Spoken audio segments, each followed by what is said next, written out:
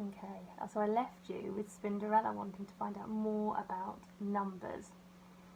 And so you shall, came a loud voice. Spinderella spun around and saw an enormous hairy spider. Who are you? Asked Spinderella. I am your hairy godmother, said the enormous spider. Follow me. Spinderella scuttled after her, out of the dinner hall, along a corridor, and into a classroom. There's a wonderful map there to show you her journey. And up to the ceiling. Spinderella looked down and saw a teacher come into the classroom with a pile of football bibs. Keep your eyes and ears open, said the hairy godmother, and in a flash she was gone.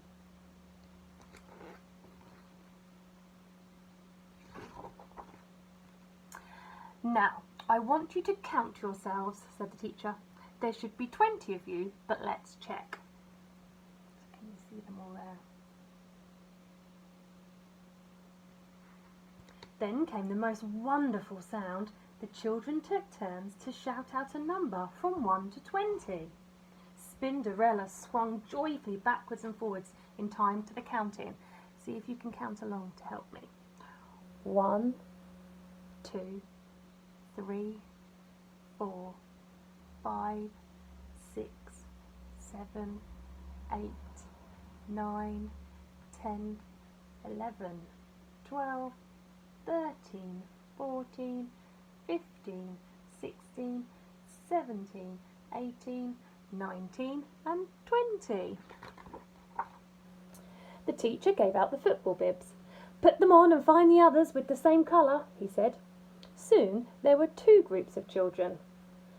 How many in each team? Asked the teacher. The children counted again. 10 reds, said a girl in red.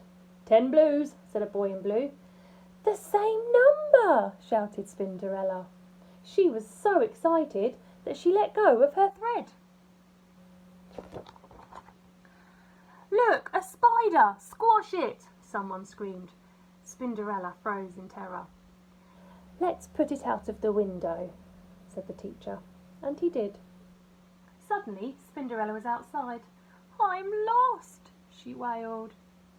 I'll never see my mum again. But then she turned and spotted 2 football goals. I know where I am now, she said.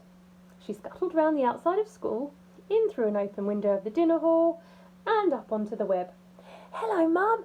I can count up to 20, she said. Never mind about that, said Mum. Eat up your flies. I'm going to count them first, said Spinderella. And she did. I've got 14 flies, she told her brothers and her sisters. So what, they said. Down with numbers, up with flies and football. That night, the spiders decided to play football again. Mum, said Spinderella, I've been counting. There are 10 of us. So we need to have, how many do you think they need to have on each side if there's 10 of them? You can use your hands to help you with that one. See if you can work it out before I say. There's 10 children, 10 spiders. How many on each team?